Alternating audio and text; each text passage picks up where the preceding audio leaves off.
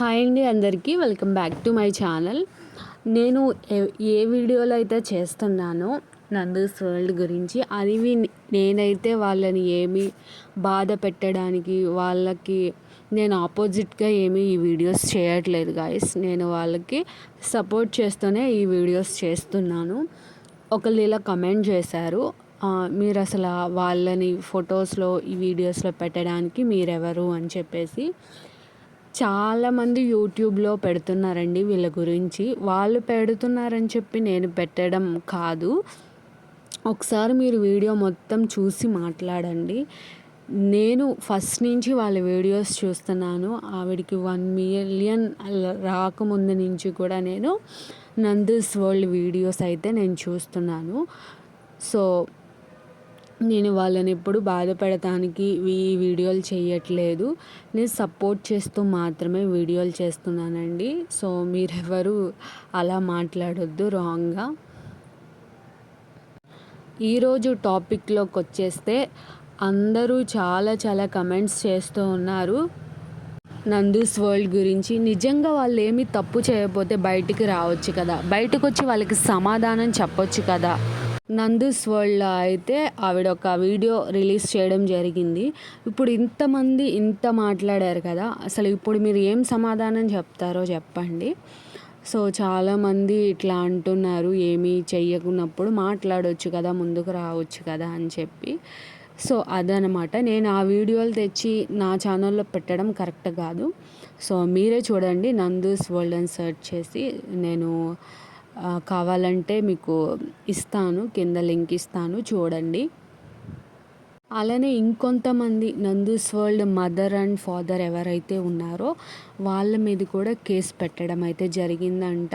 ఇది చాలా wrong way అండి. అసలు వాళ్ళు ఏం చేశారు చెప్పండి వాళ్ళ మీద కేసులు పెడతానికి? మీరైతే అట్లా అస్సలు చేయకండి. అసలు ఆవిడకి ఇక్కడ కంపెనీస్ లేవు, ఇక్కడ ఏమీ లేవు అంటున్నారు. వాళ్ళకి అసలు ఏ హ్యాండు లేదు వాళ్ళది.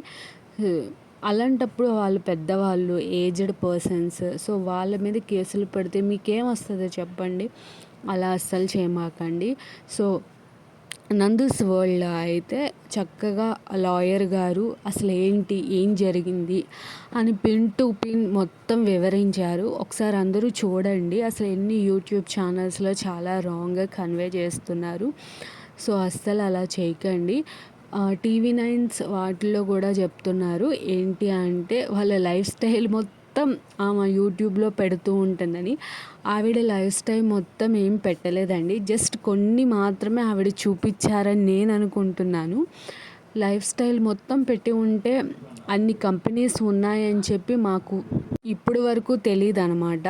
సో అది ఇప్పుడు బయటకు వచ్చిన తర్వాతే తెలిసింది. ఆవిడ లైఫ్ స్టైల్ మొత్తం మనకి వీడియోస్లో కనిపించేవి. సో ఇప్పుడు మనం వీడియోస్లో కొంతవరకే చూసాం. ఆమెకు నచ్చిన హ్యాపీనెస్ మాత్రమే మనకి వీడియోల్లో షేర్ చేసుకున్నారు అని నేను అనుకుంటున్నాను.